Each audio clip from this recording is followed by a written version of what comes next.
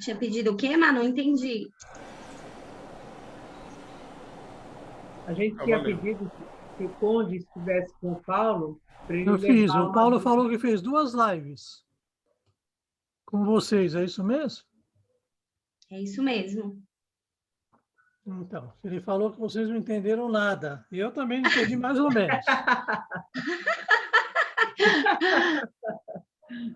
Ele concordou com o que eu falei em caráter absoluto. Ele falou que tudo aquilo que eu falei para vocês, se levar em conta Jesus, está correto. Se levar em conta Jesus. Então, ele foi bem, ele fez um recorte bem preciso. Você em termos absolutos está certo, mas nós não temos o termos absoluto. Termos absoluto é o maior espírito que passou por aqui. Aí você está certo. Agora, fora isso daí, ele falou que foi tudo baseado no Emmanuel, no capítulo 2 do Pensamento e Vida, que ele falou. Sim, a gente conversou, mas antes da gente falar da vontade, vamos dar uma boa noite aí para todo mundo, que tem gente que estava aí nos bastidores, estava quietinho.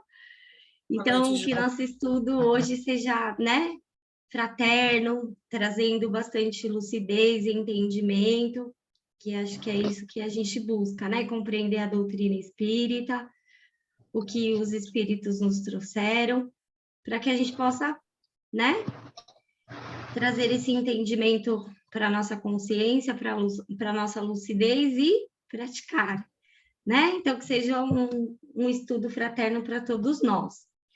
E como a gente está na teoria moral espírita, enquanto um estudo psicológico, eu queria que a gente refletisse em alguns termos antes da gente dar sequência no estudo. Porque acho que a gente refletir nesses termos vai auxiliar a gente na compreensão dos conceitos. Tudo bem, gente?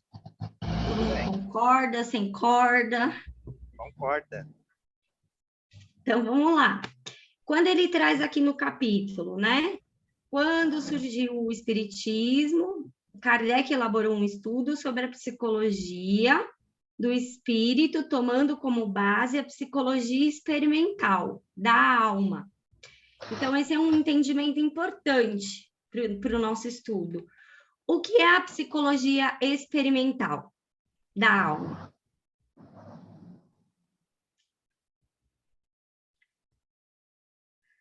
É uma pergunta, gente.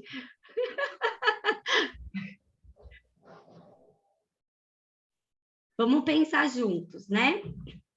Quando ele traz, quando Kardec traz na Revista Espírita, dizendo que o espiritismo é um desenvolvimento das ideias, né, do espiritualismo racional, da reação espiritualista, já se buscava o estudo da alma, né, que a gente já conversou, que existia aquela divisão, as questões fisiológicas e as questões psicológicas da alma. E aí, esse estudo, o que a psicologia estudava? Estudava os fatos do espírito humano. Só que eles vão analisar o estudo da alma, a alma se manifestando através do corpo. Porque eles não tinham como estudar a alma na sua individualidade que sobrevive à morte. Quem vai fazer esse estudo é o espiritismo. Por isso, Kardec coloca lá na Gênese, no capítulo 4, item 17, com o espiritismo, a metafísica se torna experimental. Porque ele vai estudar a alma, a sua individualidade depois da morte. Então, existia a divisão, né? Na psicologia. A psicologia experimental vai estudar os fatos do espírito humano. E aí ele dividia em 3. A lógica é o estudo da razão. E o objetivo do estudo da razão, né, o fim, seria a verdade, o entendimento. A moral teórica e prática, ela vai estudar o bem. O objetivo dela é o bem. E ela vai estudar, dentro da moral teórica e prática, a vontade. E a estética vai estudar a imaginação, é o estudo do belo. Então, eles vão estudar o quê? Do real para o absoluto, que é Deus. E aí entra-se na questão das ciências metafísicas, a psicologia racional, que vai estudar a alma e o corpo, a cosmologia racional, que vai estudar a matéria e a vida, e a teodiceia, que vai estudar Deus, seus atributos e sua providência. Só que esses estudos, principalmente a psicologia racional e a teodiceia, você consegue observar a Deus? Não consegue. Então, eles vão partir do entendimento racional, do entendimento real, ele usa esse termo, entendimento real para o absoluto, que é a referência como Deus. Então, a psicologia vai ser a base para a metafísica, o real para o absoluto. E aí é onde eles vão estudar a lógica, que vai buscar o entendimento, a verdade, e a moral, que são as leis. E aí eles vão trazer toda aquela diferenciação. O ser humano como uma dupla natureza, a alma e o corpo. A alma, inteligência, sentimentos, vontade. É o que liga a gente a Deus. Porque a razão, né?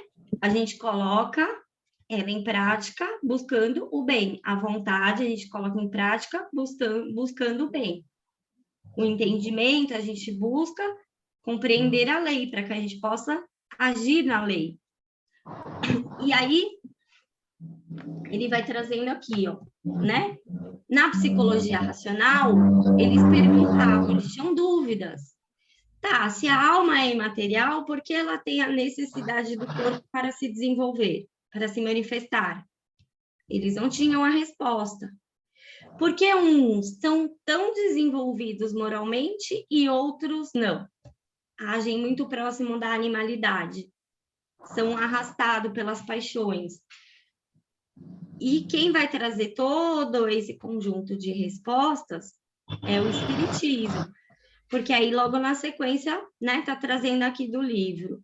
Depois, quando os espíritos superiores avaliaram que havia chegado o momento adequado, deram-se seus ensinamentos nos mais diversos grupos, por espíritos diferentes, oferecendo sempre o mesmo conceito. Por esse método da ciência espírita, a universalidade do ensino dos espíritos. Kardec elaborou a doutrina espírita, estabelecendo seus conceitos fundamentais. Tudo bem até aí, gente? Tranquilo? Aí ele fala aqui, ó, o espiritismo foi estabelecido por Kardec como sendo um estudo psicológico, certo?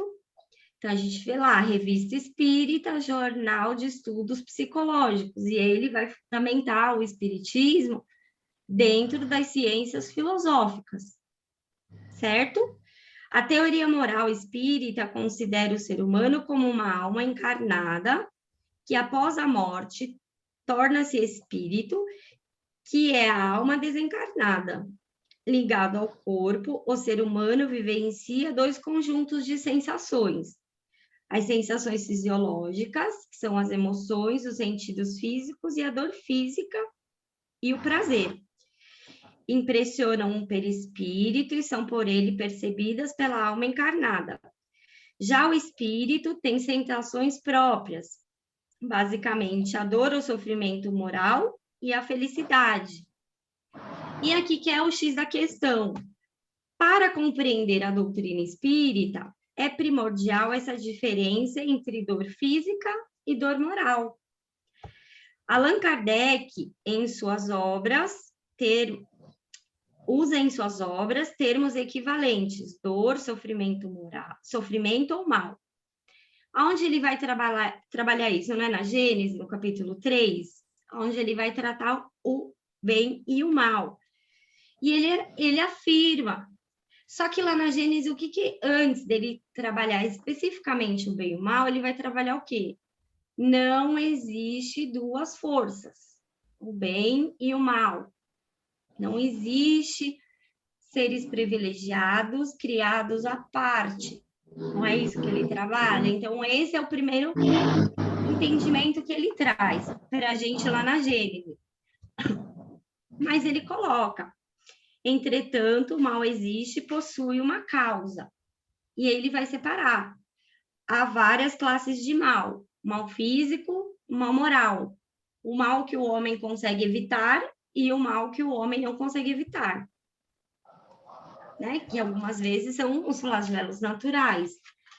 E aí ele vai falar das questões, né, físicas e das questões morais, né?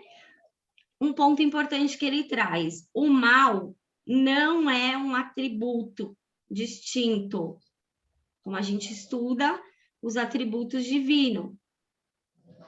O mal não é um atributo, mas, entretanto, ele está falando para a gente: o mal existe, existe uma causa. E aí ele está falando o quê? Que o mal, a causa do mal, está em Deus? Não, né? O mal está no homem. Mas o que é esse mal? Qual é a origem? E aí ele faz a seguinte pergunta: qual é a origem, né, da propensão ao mal no homem? E ele fala assim, ó, em virtude, né, se o homem, ele traz esse questionamento, se o homem tivesse sido criado perfeito, estaria fatalmente inclinado ao bem. E aí, o Espiritismo diz que as almas são criadas simples e ignorantes, que é o oposto do que a igreja diz a questão da perfeição, não é isso? Mas o espiritualismo racional não tinha esse entendimento das almas serem criadas simples e ignorantes. E ele coloca assim: em virtude de seu livre-arbítrio, não tende fatalmente para o bem nem para o mal, porque o espírito não é criado na sua nulidade moral.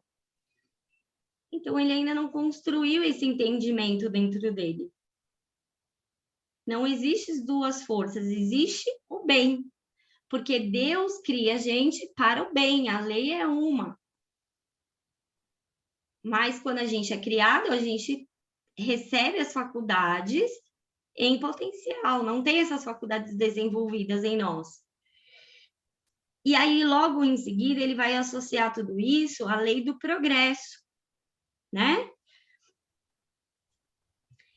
E ele traz a pergunta: qual é a origem da sua propensão?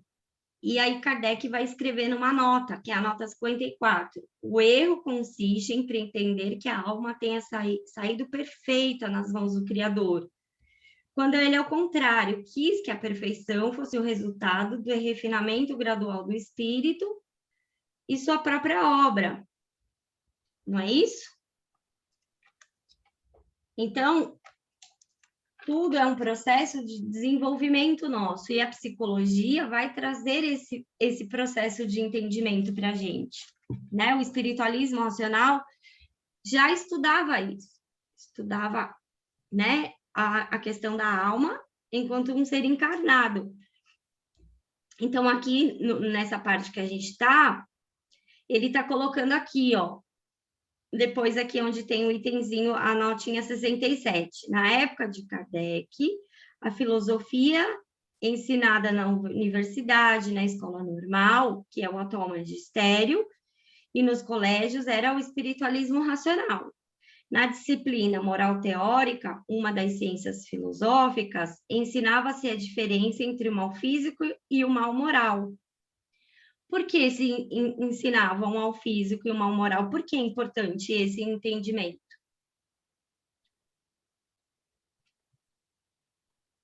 Quais eram as ideias que prevaleciam na academia quando o espiritualismo surgiu?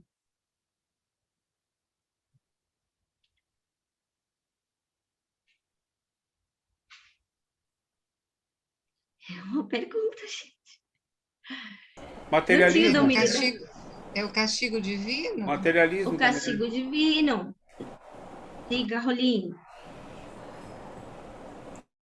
Isso mesmo. Porque não existe o entendimento da igreja. Deus castiga e recompensa. Se você é submisso à lei, se você é submisso à lei, você recebe a recompensa. Não era isso? E o que o materialismo vai dizer? Não tem nada disso, não tem nada de Deus. A gente vai para um outro entendimento, vai em busca do prazer e fuja da dor. Vivo agora, porque a morte não existe, o depois é o nada. Não é isso que a gente vem estudando? E o que o espiritualismo, quando ele fala assim, já se ensinava-se a diferença entre o mal físico e o mal moral. O que a gente consegue estudar lá no livro do Paul Janet? Ele vai falar, o prazer é bom, mas ele não é o princípio do bem. O prazer é fisiológico, tá ligado à fisiologia do corpo.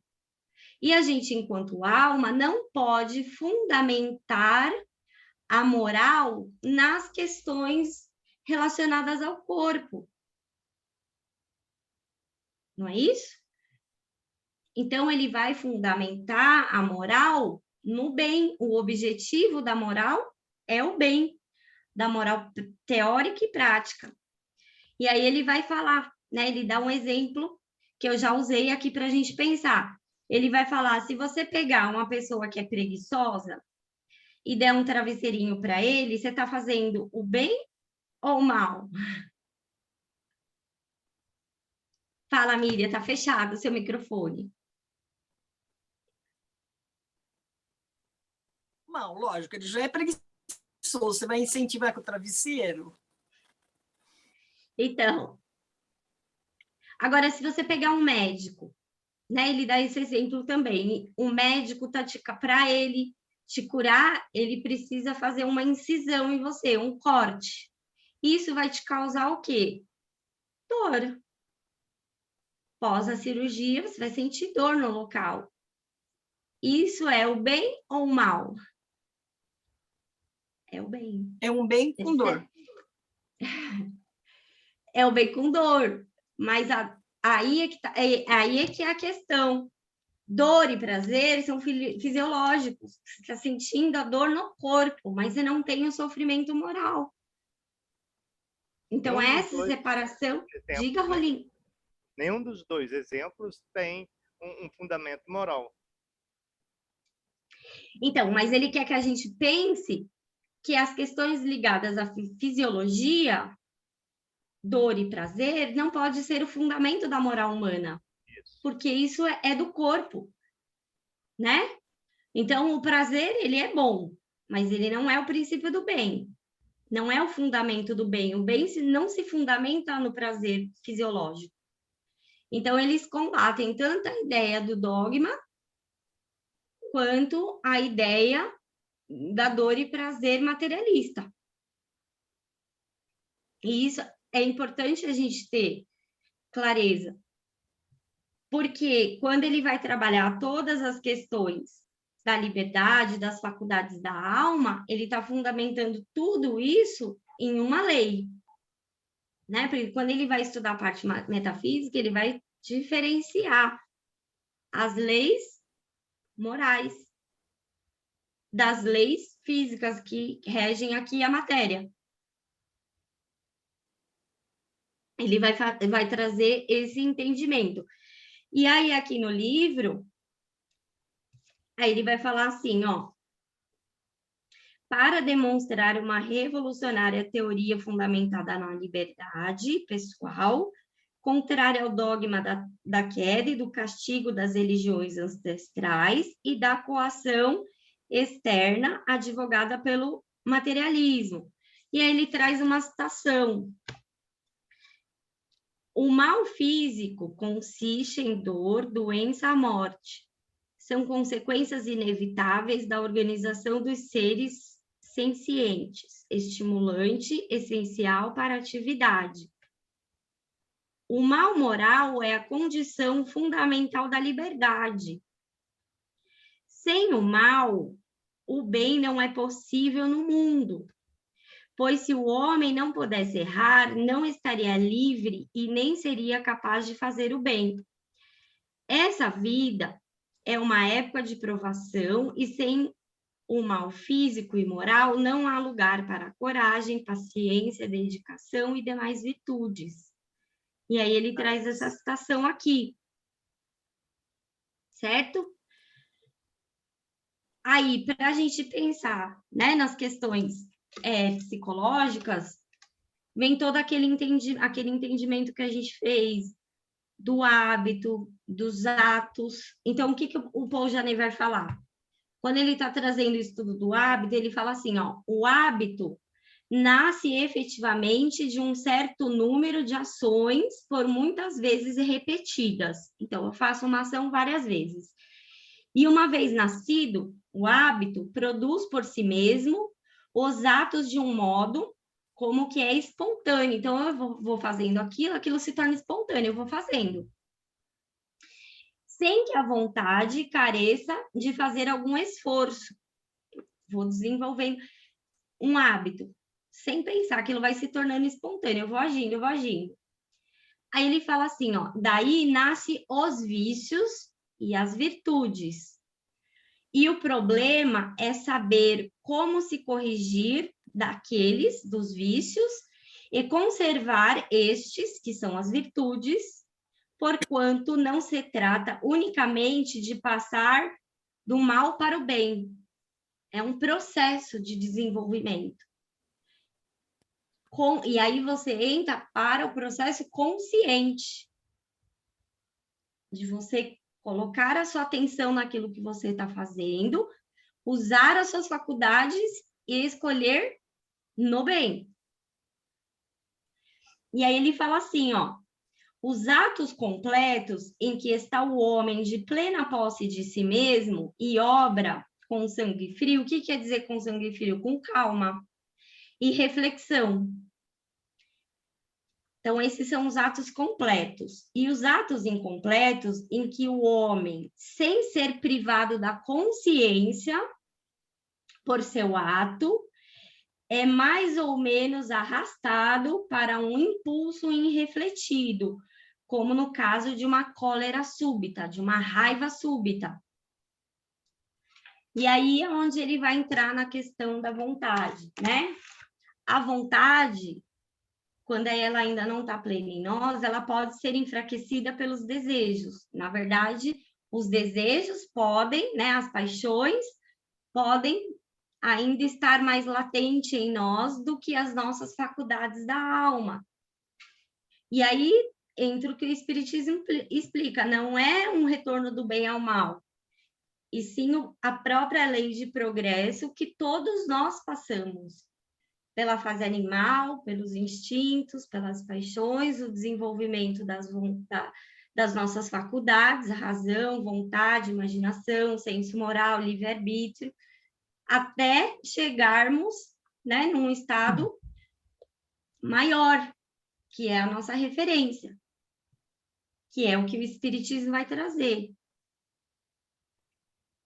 E aí ele fala assim, a vontade perfeita seria aquela que alcançasse seu objetivo imediato, sem obstáculo e que não carecesse de esforço para possuí-lo. Consiste na posse imediata do bem.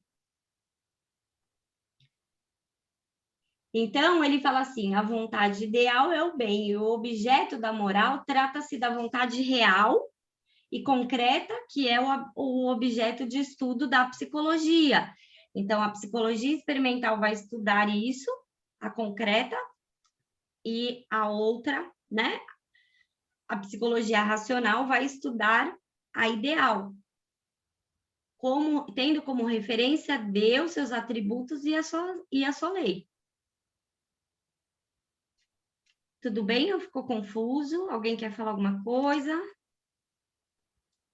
Então, Ju, e aí é justamente, né, depois a gente vai chegar nessa parte, que é onde a gente, a semana passada, né, teve uma discussão boa filosófica nesse sentido. A vontade, como atributo da alma, andando de mãos dadas com a razão, ela sempre será dirigida para a prática do bem. Então, quando eu não escolho um caminho que está de acordo com as leis divinas, eu não estou usando a minha vontade. Eu estou fazendo uma escolha para satisfazer os meus desejos. Então, a vontade, como atributo da alma, é sempre dirigida para o bem.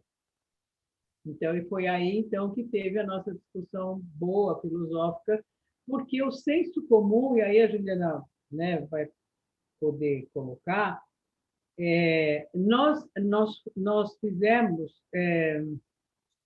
muita confusão durante muitos anos usando a vontade dentro do senso comum e a vontade como atributo do espírito.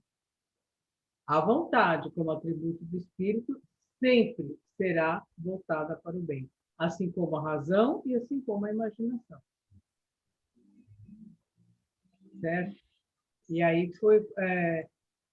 porque a gente sempre... eu estou com vontade de fazer tal coisa. Não, eu não estou com vontade, eu estou com desejo, né?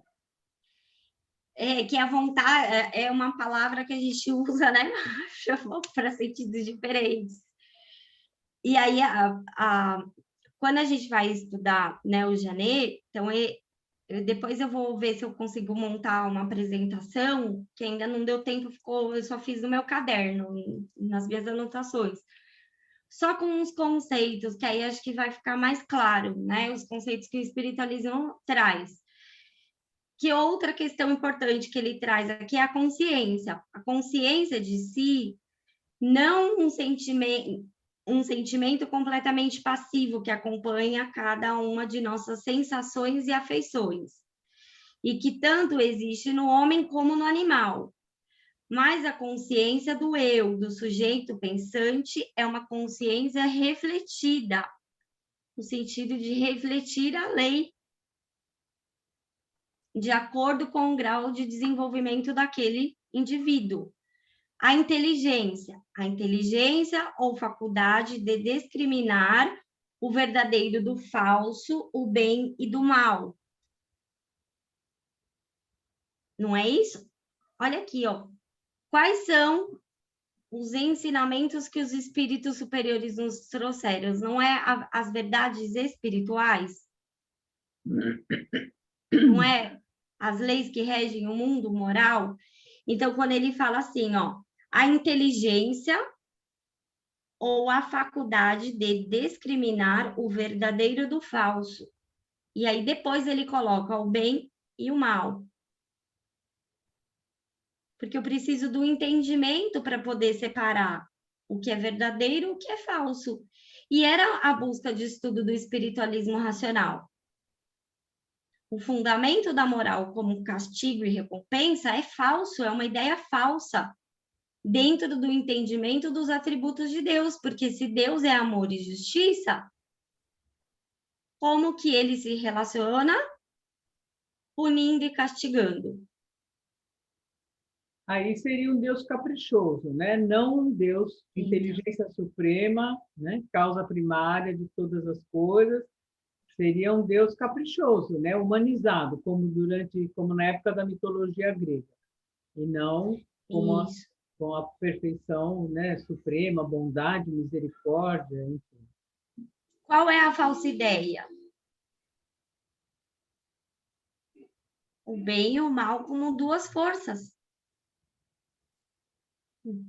Porque o que o dogma diz? É o diabo. É uma falsa ideia, é um falso entendimento. E o materialismo nega tudo isso, que também é a falsa ideia, que é o que ele vai trabalhar lá na Revista Espírita, né? O surgimento do espiritismo, os questionamentos que existiam nos homens naquela época. E aí a vontade, né? É o poder de se determinar por si próprio. Poder que é idêntico à liberdade. E quem nos dá liberdade? Deus.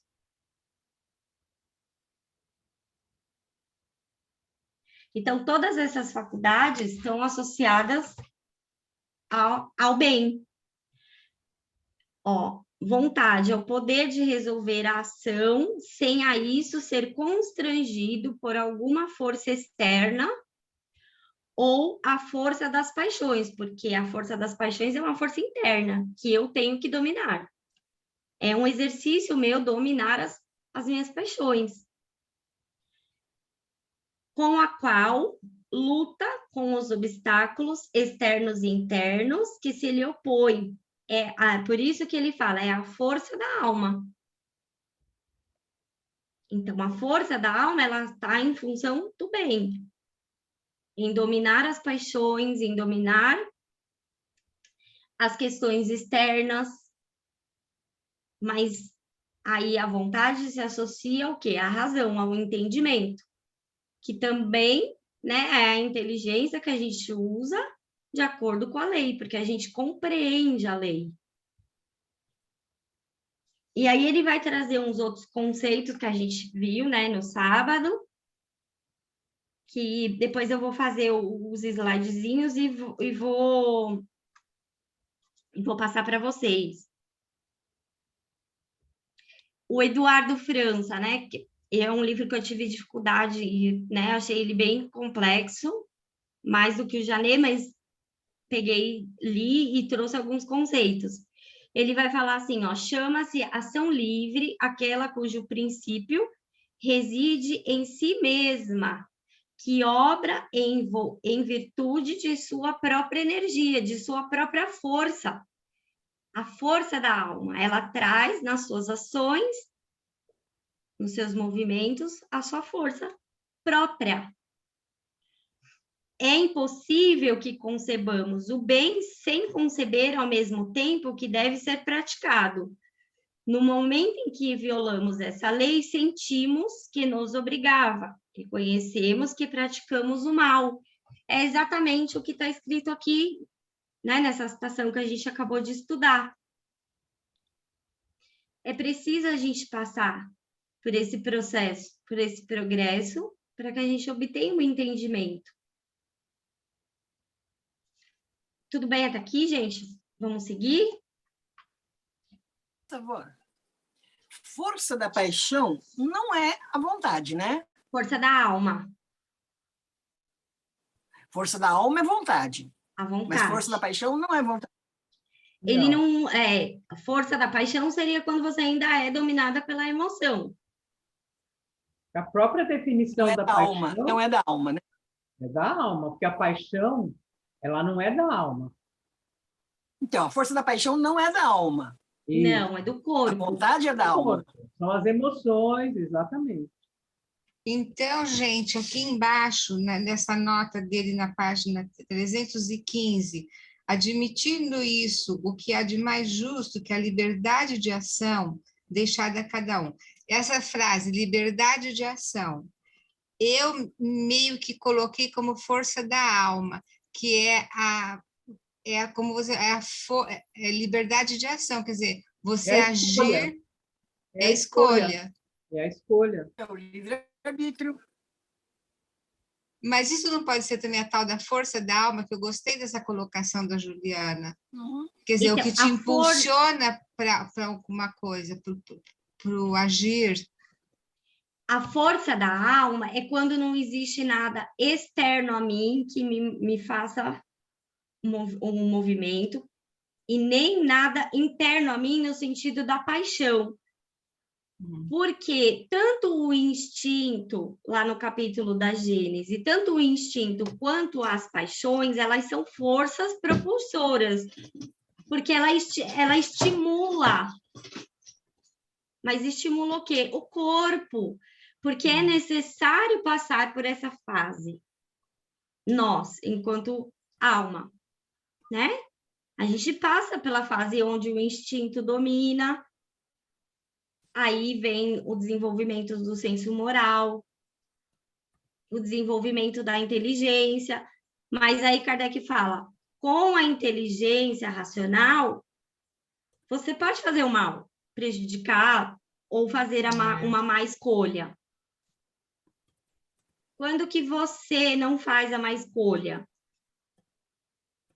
Quando você está usando as suas faculdades da alma, porque aí a sua ação é fundamentada no bem.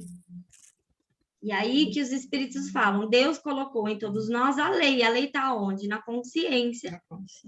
Toda vez que eu faço um ato, imediatamente eu tenho um sentimento referente a esse ato, que é o que o Janê vai colocar aqui, ó. Deixa eu ver se eu acho aqui, ó. Ó, o dever é uma necessidade consentida. O que é o dever? É o ato livre, escolhido, fundamentado no bem. Então, ele fala assim, o que é uma obrigação moral? É um constrangimento moral que a gente sente. Quem impõe esse constrangimento moral? É o dever, a lei, o bem. E ele é suportado pela razão sem violentar a liberdade. Olha que profundo que ele está falando. A lei de Deus é uma. Se você age fora da lei, imediatamente você tem um constrangimento moral. Esse é o termo que o espiritualismo usa. Kardec vai falar o quê? Imediatamente você tem um sentimento íntimo. Se você insiste no erro, você vai criando hábitos. Certo? E esse hábito que não é de acordo com as leis divinas, ele acaba se tornando uma imperfeição. E é por isso que na nossa discussão da semana passada, eu espero que fique claro a partir de hoje, que, na realidade, quando o ser humano pratica ações que não estão de acordo com as leis divinas, a escolha dele é para o mal, não a vontade dele, que a vontade dele sempre será no exercício do bem, porque é um atributo do espírito. Razão, vontade, imaginação. Isso aí que ele fala assim, ó. Perpassa pelo bem e o mal. Então, nós perpassamos pelo bem e o mal para experimentar sentimentos diferentes, aonde passamos a buscar o entendimento e fazer escolhas. Isso é a liberdade. Só que aí, qual é o fundamento da liberdade para o espiritualismo? A liberdade é a força moral. E o que é a moral? O bem. Percebe? Então, é normal dentro do nosso processo a gente fazer escolhas? É normal, porque senão a gente ficaria aquela rigidez que tem na questão do dogma. Deus te criou perfeito. Se você erra, você recebe o castigo, porque você já tem plenas suas faculdades, e o Espiritismo vai demonstrar ao contrário. Você passa pela animalidade, você passa pela questão dos instintos, das paixões, e você vai desenvolvendo as suas faculdades. E aí entra... Diga, termina. Não, e aí a questão da consequência natural da sua consciência. Por isso que o Janê, ele vai colocar assim, ó, as ações, as nossas ações, têm graus de dificuldade, de facilidade perante as circunstâncias. E aí ele fala assim, ó, a consciência moral é a faculdade de reconhecer a lei moral, aplicá-la a todas as circunstâncias. O que é a lei moral? É o bem. Então, em todas as circunstâncias, as minhas faculdades enquanto alma me fazem, né, me impulsionam para que eu haja no bem. Neste processo de desenvolvimento, eu posso fazer alguma escolha errada? Posso, porque eu estou aprendendo. Uhum. O que é um mal que Kardec coloca na Gênese? É o abuso. Deus coloca um limite para a sua saciedade, tanto moral quanto fisiológica. Se eu comer, né, uma pizza inteira, eu vou passar mal, porque a minha necessidade fisiológica A minha necessidade fisiológica me permite comer um pedaço, 2, ali é o suficiente para me alimentar. Não é verdade? Aí, se eu como 3 pedaços de pizza, aí eu vou para a sobremesa, Coca-Cola. E daí eu falo, não, depois ainda vou comer mais alguma coisinha, um belisco, um amendoinzinho. Eu estou indo além da saciedade. Isso vai ter uma consequência.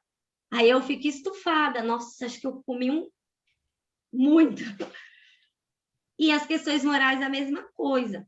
Se eu faço uma ação, imediatamente eu agir fora da lei, eu tenho um sentimento íntimo. Não foi bom. Se eu insisto, eu desenvolvo a imperfeição e isso traz um sofrimento moral. Então, vou pegar um exemplo fácil. Se eu tenho um pãozinho, e aí eu e mais 3 pessoas. Eu não sei que eu sinto fome e o outro também sente fome igual a eu. Então, eu vou pegar esse pão, de acordo com a lei, eu dividiria em quanto? Em 3, para saciar a mim e aos outros 2. Agora, se eu falar assim, foi eu que fui na padaria, eu que paguei o pão, eu vou comer sozinha. O pão inteiro, o pão é meu. Pode ser só um ato. Por isso que as ações têm que ser divididas em graus. Qual é o meu grau de dificuldade nessa circunstância em fazer uma escolha, em fazer um movimento? E aí eu tô aplicando o quê? A força da minha alma, né? As faculdades da minha alma, ou eu tô me deixando levar pelas necessidades do corpo? E é esse o exercício que a gente se faz, conhece-te a ti mesmo. Se pergunte. Isso se aplica a tudo, né, Juliana? Em todas as circunstâncias. Outro dia, só para aproveitando esse gancho, olha como é importante, né, a gente ter claro o conceito. Outro dia, num determinado grupo, né, uma pessoa comentou que em determinado país não está sendo muito bem aceita essa história da autonomia. Por quê? É mais um conceito que as pessoas estão enviesando, como se a autonomia fosse fazer tudo o que quer. Eu sou livre, eu tenho livre-arbítrio, autonomia, eu sou autônomo. E autonomia não é isso. Autonomia é isso que a Juliana acabou de falar. É eu ser absolutamente livre para exercer o senso moral. E as pessoas confundem. Nesse negócio... Por quê? E por quê que às vezes não é bem aceito? Porque elas querem continuar na heteronomia. No mundo velho, recompensa e castigo, é Deus que castiga, é Deus que eu estou assim porque que Deus quis, né? E por aí vai. E aí existe tudo, né? Existe umbral, né? Existe tudo. Então, mas aí a questão, a importância de estudar o conceito. Quando o espiritualismo pontua a moral como um ato do dever livre, quais são os deveres? Os deveres para com Deus, os deveres para conosco, para com o próximo, e o Jané ainda acrescenta para com os animais. Então, eu tenho deveres, eu tenho uma obrigação moral. A partir do momento que eu tenho o entendimento da lei. Porque eu tenho que escolher livre, mas essa liberdade perpassa pelo entendimento, pela razão, e a razão está a serviço da lei, é a inteligência, né? A razão é a inteligência, você escolhendo segundo a lei. Porque uma vez que você entende, não faz sentido você agir, que é onde o Jané usa um termo que é confuso, ele fala assim, você tem uma obrigação de fazer. Mas não é uma obrigação no sentido de imposto, É uma obrigação moral, porque você compreende e aí você é responsável. Uma vez que você é responsável, você se coloca numa condição obrigado. Mas é tão coerente, né, Ju? Porque, pelo menos assim, né, por tudo que a gente está estudando, aprendendo, porque se as leis divinas estão gravadas na nossa consciência, se são atributos da alma, razão, vontade e imaginação, então o dever, que é o dever moral, é muito coerente, porque justamente, até por obedecer à lei do progresso, eu vou agir sempre no bem. Então, aí o Janet também traz a reflexão da consciência ignorante. Só que o espiritualismo traz focado na personalidade, não no espírito.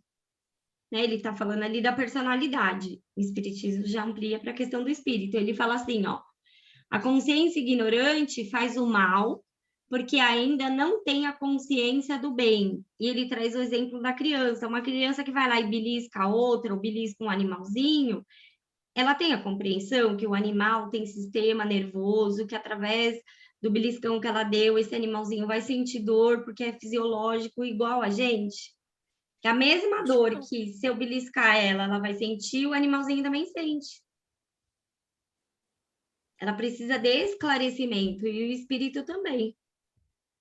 Então, ele faz assim, ó, ele fala assim, o Janet, é o progresso da razão humana que nos ensina cada dia conhecer melhor a diferença. E aí eu posso escolher. E aí tem todo aquele entendimento do mal que a gente já trouxe, o abuso. Porque a consciência nos faz sentir um sentimento íntimo. Não faz? Quando você faz uma, sei lá, uma amiga liga e eu sou grossa. Eu desligo o telefone e não vem aquilo. Ai, não devia ter falado isso, gente. E aí eu tenho a oportunidade.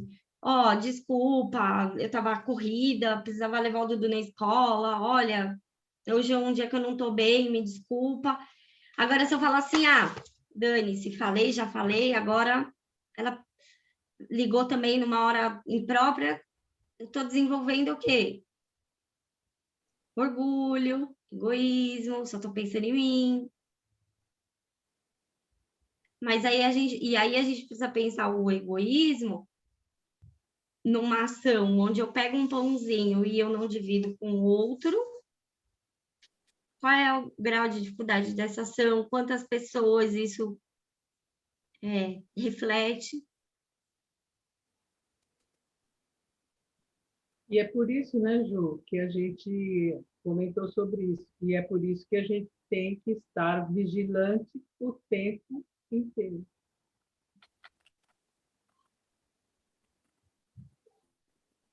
Porque muitas vezes, e aí é o estudo da psicologia hoje, nosso pensamento, ele não vem só em palavras, gente, ele vem em imagem.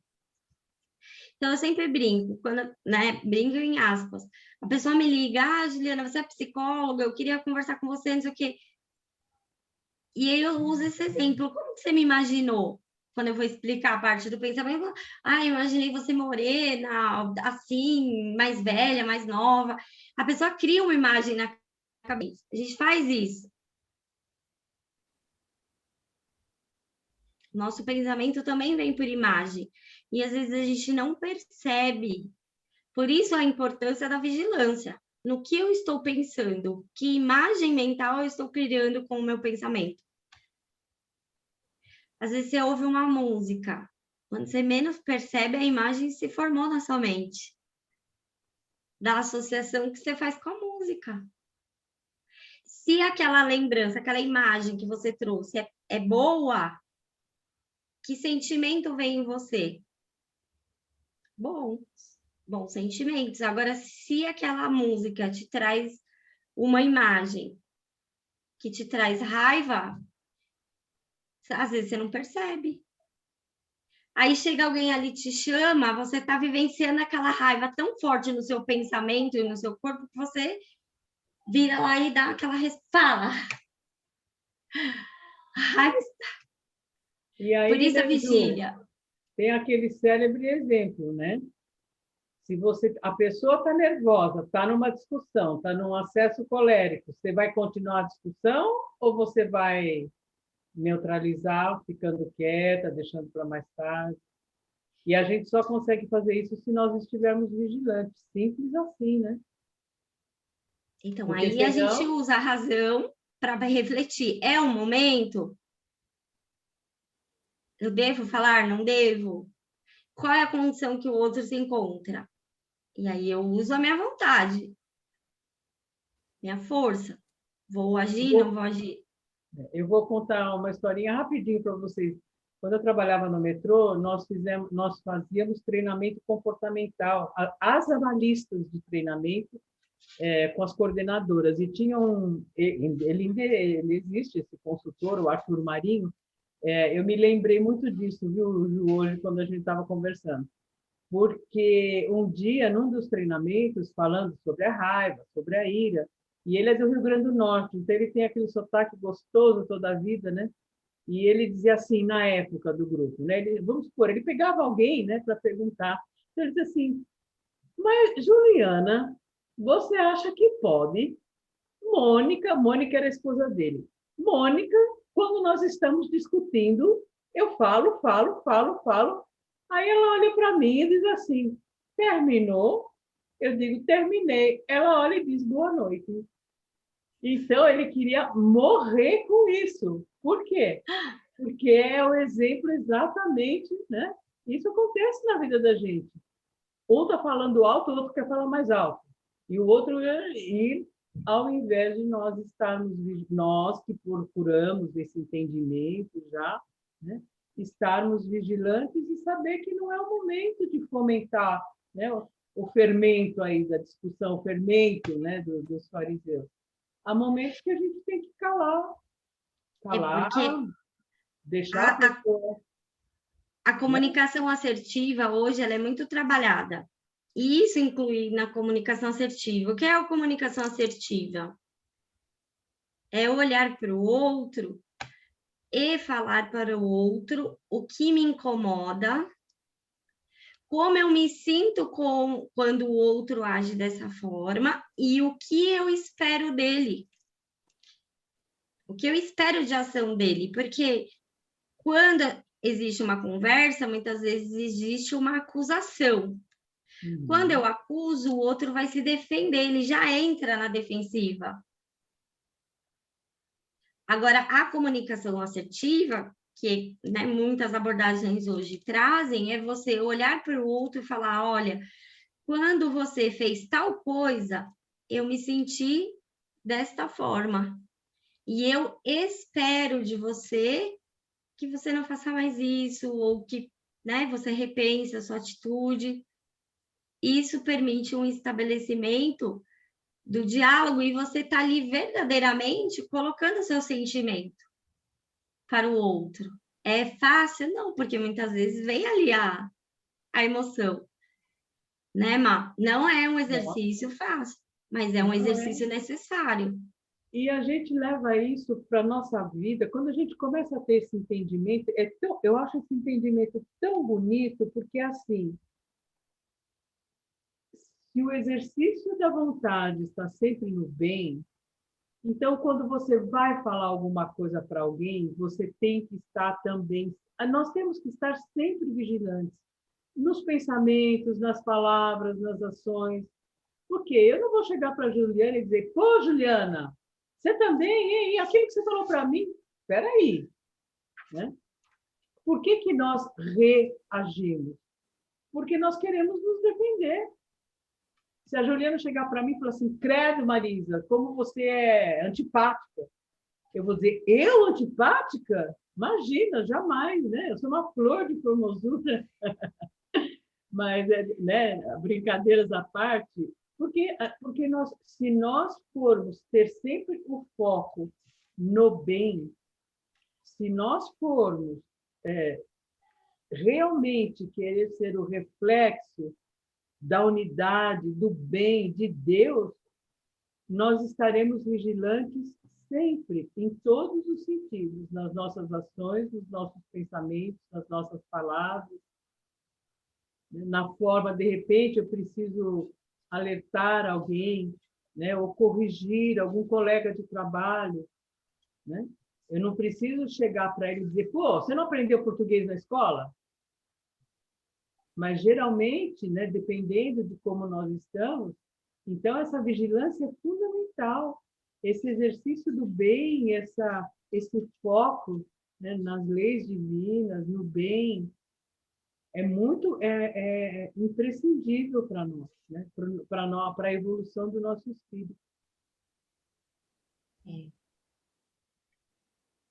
Então, aqui, ó, nesse item que a gente estava, para a gente seguir, acho que a gente já leu essa parte também, né? Então, ali, depois que ele vai falar da confusão, né, feita entre dor, sofrimento físico e moral, Sim.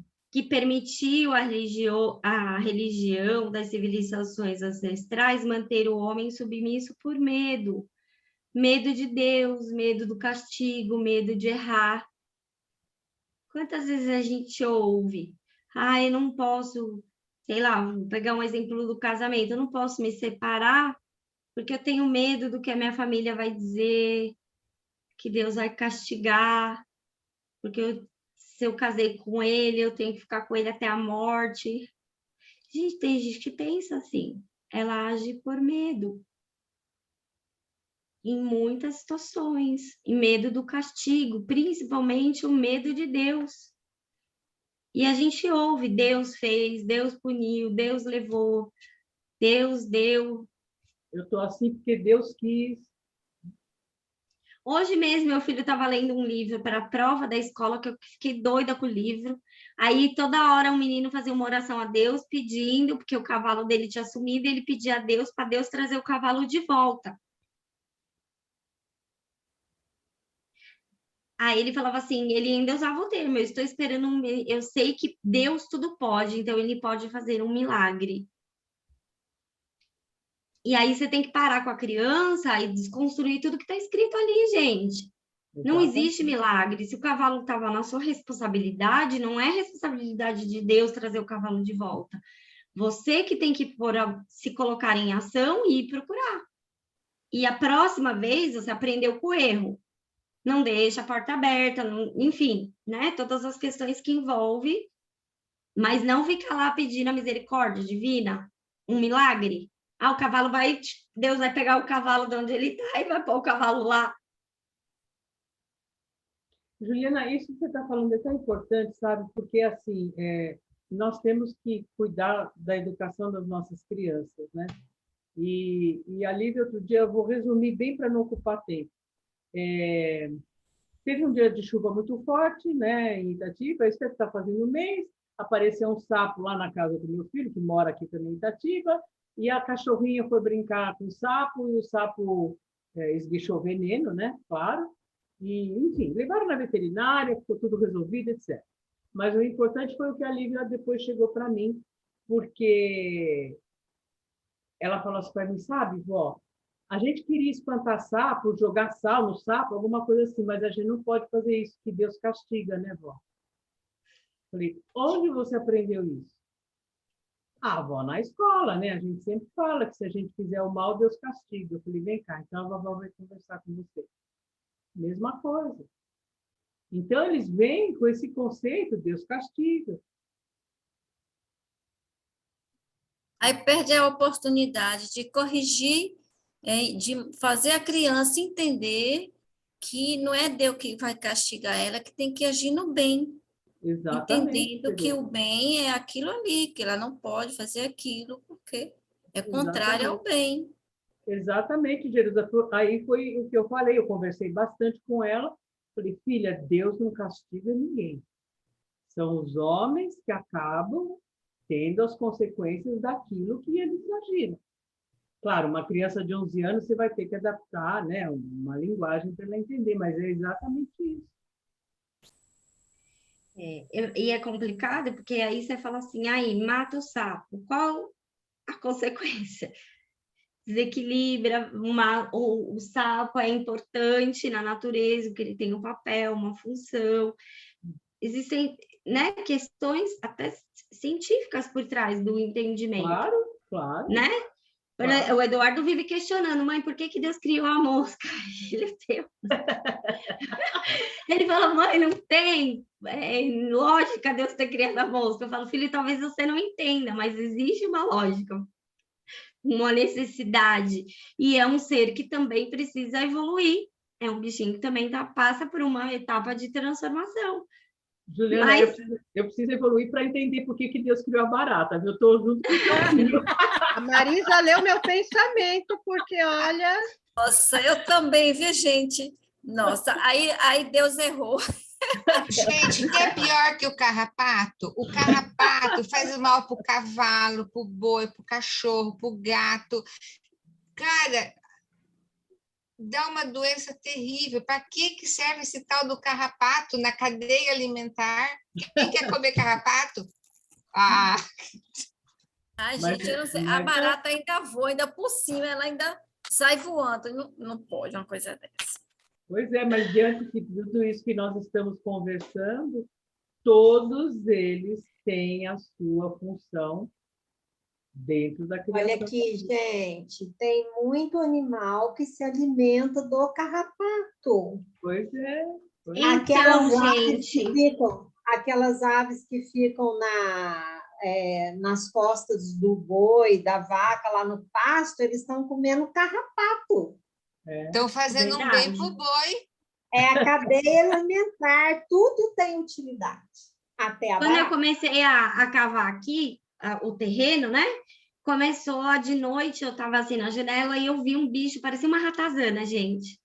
Aí eu chamei meu marido e falei, Alexandre, tem uma ratazana enorme, ele vai entrar dentro de casa. Aí ele pôs a lanterna, ele falou, não é, Juliana, é um saruê. Gambá.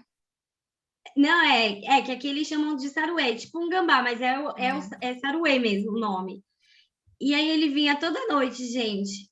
E ele comia todos os bichos, todos, carrapato, tudo. Devia ter carrapato, né? Porque quando começou a mexer na terra, deve ter só alvoroçado os bichos. Ele vinha, ficava horas comendo e de manhã ele ia embora. Então, você vê isso que a Sandra falou é importante, porque eu vi, gente. Eu tenho até, acho que o vídeo aqui gravado. Depois, se eu tiver, eu mostro para vocês. Ele vinha se alimentar, é necessário. E tudo na natureza, né? Tá em equilíbrio com a lei, mesmo que às vezes a gente não entenda o porquê daquilo, mas tá. Podia não existir, talvez sim, né? Podia tirar, né? Os carrapatos, baratinha, mas tem, e tem a sua importância, né? Para a gente refletir, porque Deus não faz nada de inútil, não é isso que a gente aprende, mesmo que a gente não compreenda, né? Tem um objetivo. Eu queria só, assim, como foi a semana passada, né, que a Ju não estava, eu queria saber se ficou claro agora o conceito da vontade. Isso é muito importante. Que foi, né, o que nós discutimos na semana passada. Ficou alguma dúvida que a vontade sempre será para o bem, para o exercício do bem?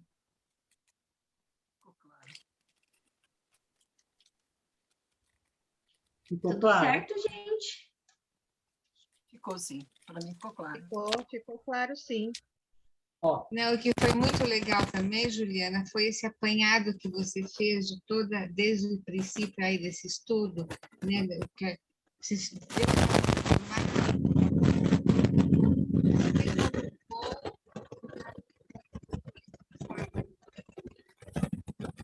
É que é o estudo que a gente está fazendo no sábado, né? Só que lá a gente traz um pouquinho mais profundo, porque a gente está fazendo a leitura do livro. Mas a gente está parando e refletindo nos conceitos principais, que às vezes em uma frase ele está fundamentando o conceito. Então, por exemplo, quando ele põe lá, a liberdade é uma força moral, se a gente não parar para refletir, o que é a moral? A moral é o bem. Então, a liberdade, ela está associada ao bem, né? Quando eu uso a minha liberdade para fazer o mal, eu estou saindo da lei.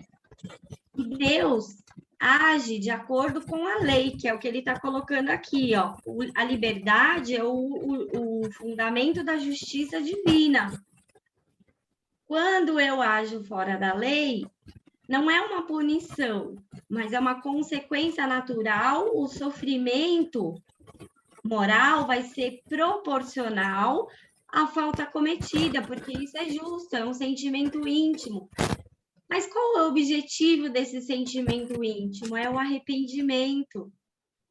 Eu sinto remorso, eu me arrependo e eu escolho reparar. O que é reparar?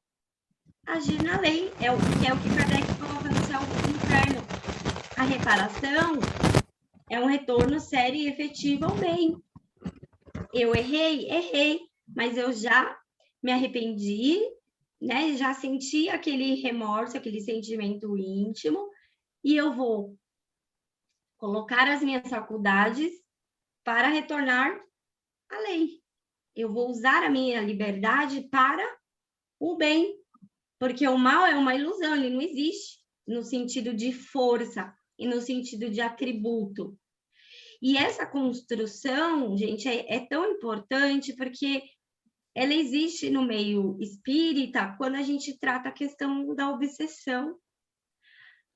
O obsessor quer me fazer o mal, o obsessor está me prejudicando, o obsessor quer me destruir. Entra, mesmo que a gente não perceba, entra esse conceito de mal como uma força. Não é verdade? Quantas vezes a gente não ouve isso? E aí, em meia hora, você vai desconstruir isso ali na pessoa? Não. Quanto tempo a gente vem estudando juntos para poder compreender tudo isso? Estudando a Gênese, o Céu e o Inferno, o Livro dos Espíritos, não estamos? Então, é importante. Vamos seguir? Vamos. Então, nesse trechinho é importante, ó. Já a dor moral é uma sensação do espírito humano, inerente às faltas cometidas e à imperfeição, conforme a lei natural da justiça divina.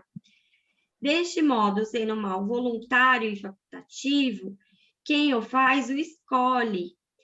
Porque uma outra questão que é importantíssima a gente refletir nessa questão que ele está colocando aqui, que a gente, né, levou a questão, o mal sendo voluntário e facultativo. Quem faz escolhe de sua própria vontade, que foi onde teve o debate, né? Aqui ele não está falando de vontade da alma como enquanto faculdade, mas no sentido da escolha, tá? Agora, quando ele fala assim, ó, o mal é voluntário e facultativo. O que Kardec está querendo dizer aqui sobre o mal? Vamos pensar juntos. Uma escolha? Tá, uma escolha. Mas porque a questão que eu quero que a gente reflita é, o mal é voluntário. Ninguém está te obrigando a fazer. Você faz porque você teve o desejo de fazer. Isso, Ju? Ah, muito bem. Quem foi que falou? Fui eu. O mal é voluntário e facultativo. Quem o faz, escolhe. O que ele está querendo dizer para a gente? O mal não vem do diabo, porque o diabo não existe. Satanás não existe, gente. E qual é o entendimento? Existe uma força, um diabo que vem para te destruir, para te tentar, para destruir o bem.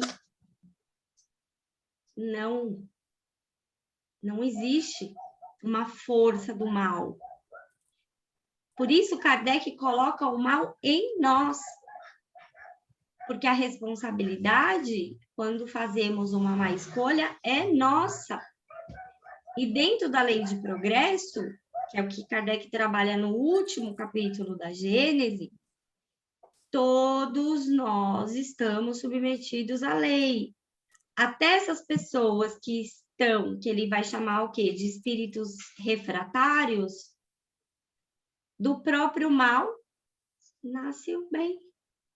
O excesso do mal faz com que ele não aguente mais aquela condição e entre no processo de arrependimento e reparação.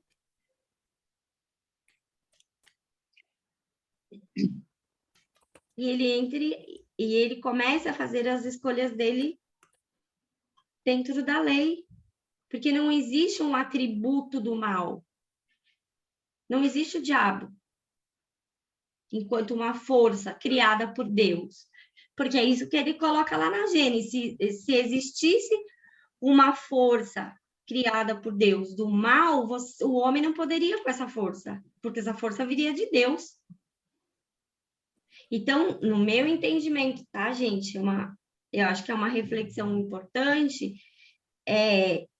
quando ele está falando assim, o mal é voluntário e facultativo, é no sentido de que não existe uma força do mal querendo te destruir. Né? Se acontece o mal, ele é fruto das suas próprias escolhas. Por isso que a justiça divina, né, coloca a liberdade como um fundamento, que é o que ele vai falar mais ali para baixo, né? Então, você é o único responsável pelo castigo ou consequência natural que dele decorre, que é a dor ou sofrimento moral, tanto no mundo físico como no mundo espiritual. E aí ele vai trazer o resumo da lei divina, que é a questão da felicidade. Não é isso? Boa noite, Mário.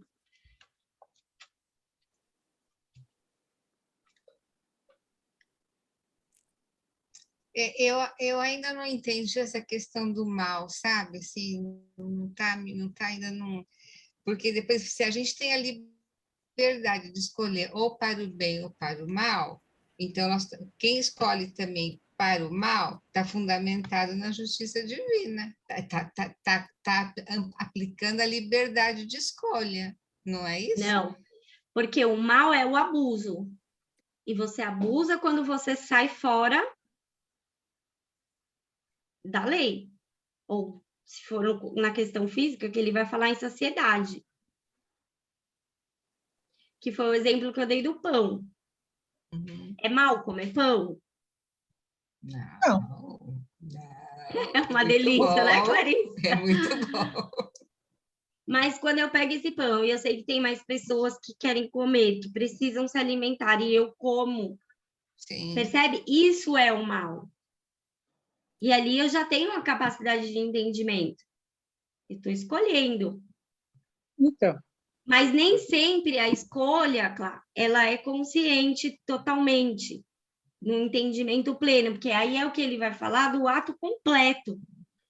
Que aí é quando a gente está num nível de espírito livre, caminhando para espírito puro. A gente ainda não está nessa condição. No exemplo do pão é quando você perde a chance de fazer o bem, né? Aí você come todo o pão. Você deixa de dividir.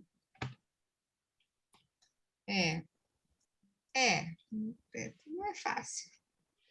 Que, na verdade, você não perde a chance, porque você vai ter outras oportunidades. Ali você está tendo um aprendizado. Tudo é um aprendizado. Só que no momento que você faz esse movimento, você vai sentir o sentimento íntimo. Ou aquela pessoa vai vir falar para você, pô, você é folgada, você comeu tudo pão, você vai, de alguma forma, as circunstâncias vão te trazer uma reflexão sobre o seu ato. E essas circunstâncias não é para o seu prejuízo, é para que você reflita e faça escolhas diferentes, mais conscientes, né? Ô, Ju, Oi, Elaine. terminar de falar. Não, pode terminar de falar. Não, é isso, porque quando você faz uma escolha livre, você está usando bem.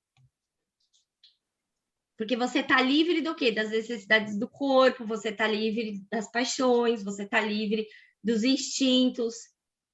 A liberdade é nesse sentido. Você é livre quando não existe nada que te domine. Então, por que Jesus, a gente fala, Jesus é um modelo, é um espírito puro, porque ele era livre de tudo isso, das questões da matéria, das questões psicológicas. Então, quando a gente estuda lá as tentações, que a gente vê no estudo da Gênesis, ele não passa pelas questões fisiológicas, psicológicas e morais. Quando ele fala lá, pula do precipício.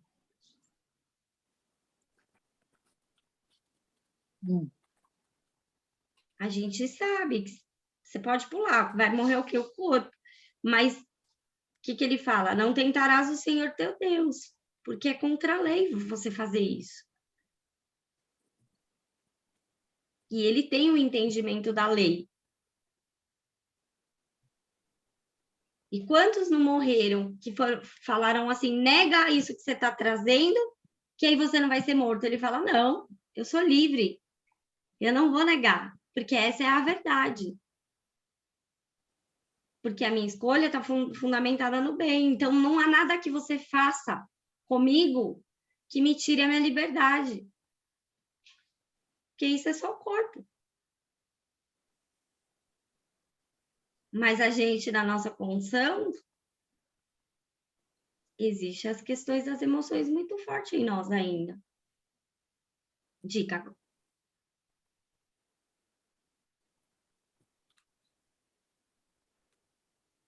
Pode Oi, falar, Ju. Doi. Então, eu me recordei agora de um caso que eu ouvi de um senhor, quando eu frequentava a igreja, né, as reuniões da Legião de Maria, que me impressionou muito, né? Fez eu resgatar isso lá da memória, que ele falou que estava voltando de uma reunião da igreja à noite e ele sabia que ia ser abordado por dois caras, né? Ele viu, aproximou, e aí eles anunciaram o assalto, ele chegou assim, soltou a bolsa, eu não vou reagir. Eu não vou reagir, eu não vou reagir. Pode levar tudo. Só que aí eles não encontraram assim nada de valor e um deles falou que estava nervoso, falou, vamos executar. Aí, olha só que interessante, se vocês vão me executar, eu queria pedir antes para rezar. Eu posso rezar antes? Aí os caras assim, tá. Aí ele rezou e, curiosamente, ele pediu perdão por eles que iam fazer o ato. No que ele terminou de rezar, o que não se exaltou falou, cara, vai embora, não olha para trás, só vai embora, só vai embora. Aí o outro falou, mas deixa o cara ir embora, deixa o cara ir embora. E é curioso, porque não se fala que a lei não está na nossa consciência. De repente, num ato, né, num ato assim inusitado de uma vítima, fez esse resgate da lei para ver, assim, ilustrando que o mal não é uma força, não é nada, é uma compilação humana que, assim, o ser humano pode deixar a hora que ele quiser. Eu achei a explicação do Paulo sobre a vontade de que o mal não existe, assim, quebrou muita coisa dentro de mim, nesse sentido. Assim, a gente não pode fazer uma inferência sobre que condição, né, esse espírito tá, mas a gente pode, né, pensar em situações. Um deles podia estar com uso de substância, o outro não, podia ter bebido, o outro não, ou o outro talvez, né, tenha ali mais estava mais centrado, talvez a prece, né, tocou de alguma forma ali o sentimento dele e, né, pensando na questão das relações, que isso é muito importante, que Kardec traz, né? Quando eu faço uma prece, eu estou me conectando com o meu mentor, com, né, os espíritos que ali cooperam comigo no meu processo evolutivo. E ali ele está com um sentimento não desejando mal para os meninos. Percebe? Então, tudo isso é importante para a gente refletir, porque a gente estabelece vínculos, a gente tem vínculos. E estabelece uma... Isso, por exemplo, né? Se eu sei que ele está tendo esse comportamento que eu já tenho um entendimento que é errado, qual é o meu objetivo? É auxiliar para que ele, pelas suas próprias faculdades, chegue a esse entendimento. Porque, infelizmente, hoje na nossa sociedade, existe a questão, ele tem que pagar, ele tem que ser preso, ele tem que sofrer, e várias outras coisas, né? Que a gente tem esses, né? Tem que pagar, tem que sofrer, tem que ser castigado. E esse é o verdadeiro pensamento que a gente deve refletir. Se eu recebo a ajuda dos que estão acima de mim, Jesus, um grande, né, exemplo de um espírito puro, e ele veio o quê? Trazer entendimento para nós, ajuda, esclarecimento. E eu, dentro da minha condição, de que forma eu posso ajudar? De que forma eu posso ser útil com o entendimento que eu tenho? Porque só atacar o outro só vai gerar revolta nele. Não vai gerar movimento, vai gerar revolta. Então, o Espiritismo ajuda a gente a pensar em tudo isso, né? Na lei de progresso, na perpetuidade das relações entre os seres, porque é esse entendimento que faz nascer em nós a fraternidade, a solidariedade, e que vai nos unir em um entendimento: Deus, a alma e o futuro da alma.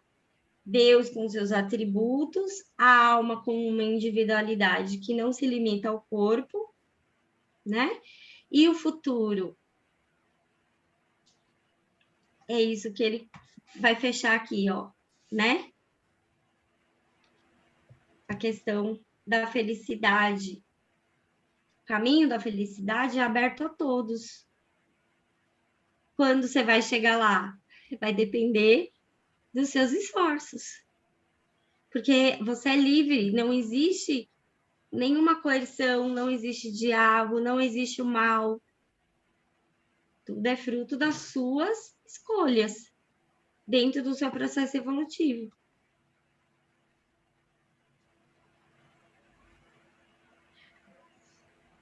Certo?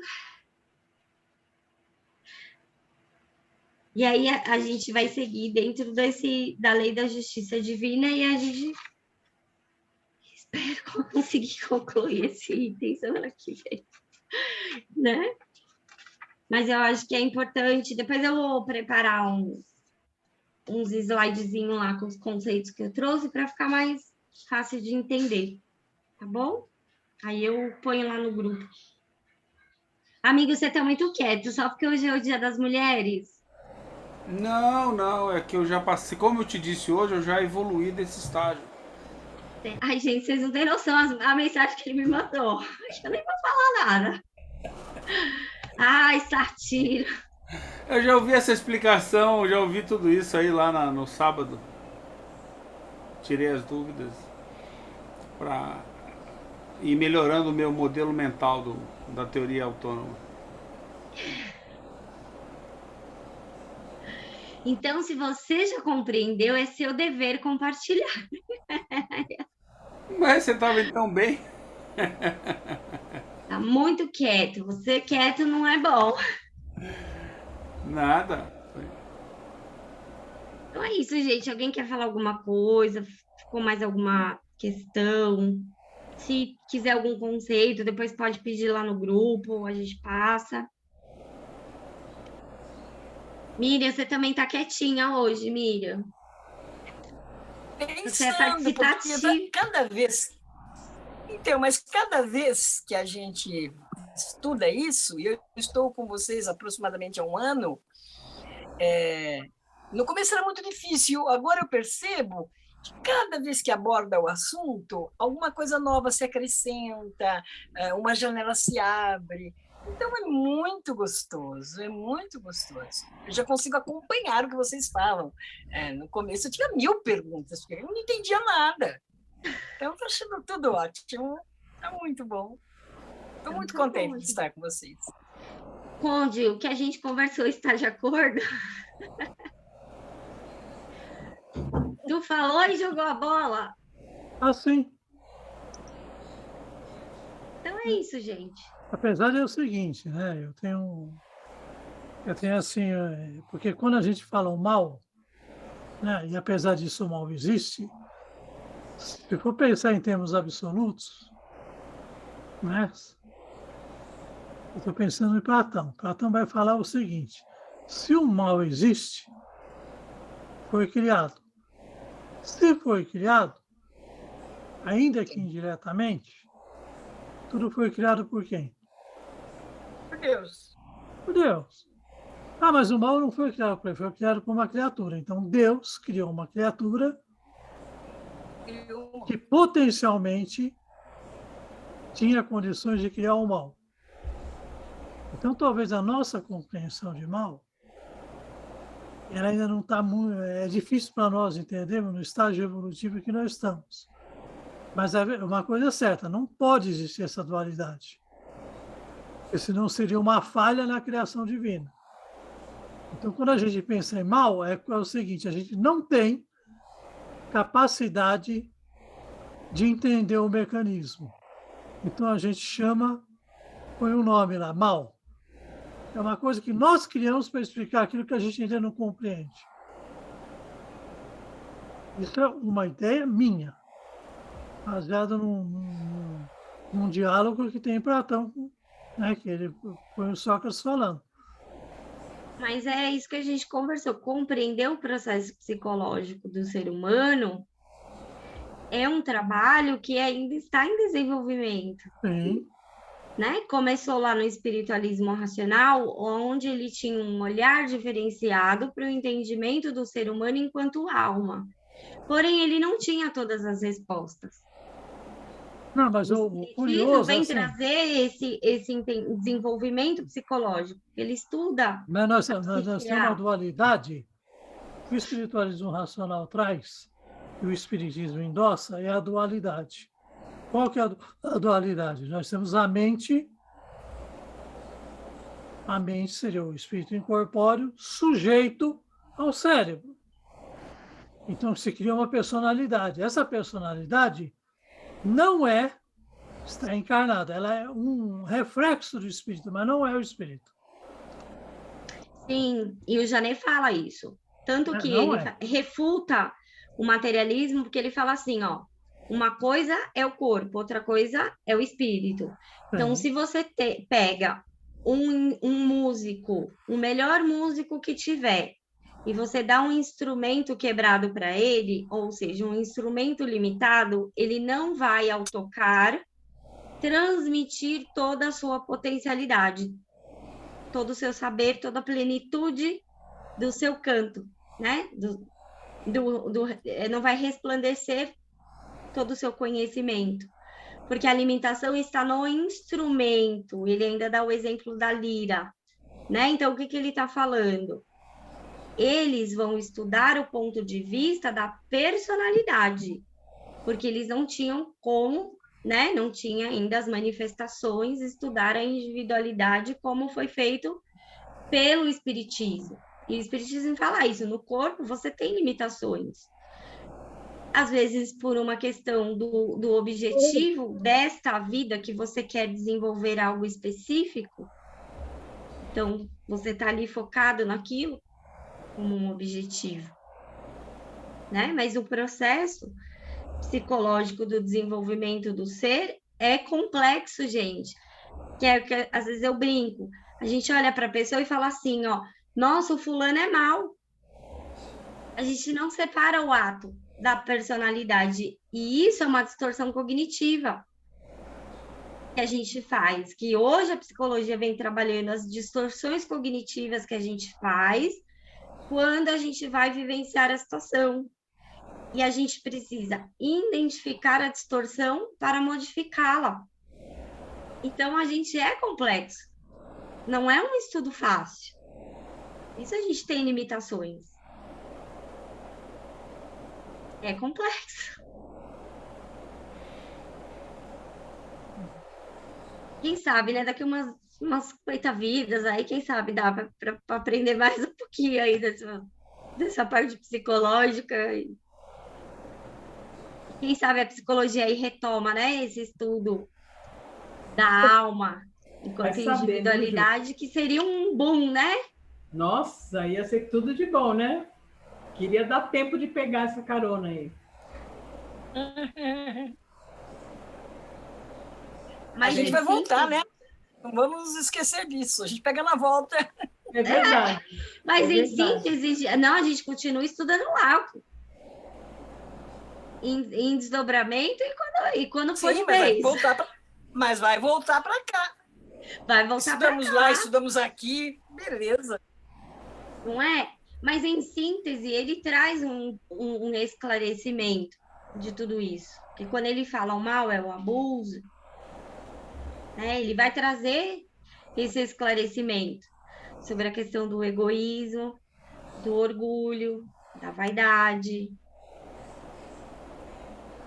dos abusos que a gente faz, seja porque eu estou usando a minha inteligência, eu sei, e eu mesmo assim eu estou fazendo, ou seja, porque eu me deixo conduzir pelas emoções ainda. Então, são processos. Mas a gente está aprendendo, juntos a gente vai. Então, a gente se vê semana que vem, a gente para desse item, certo?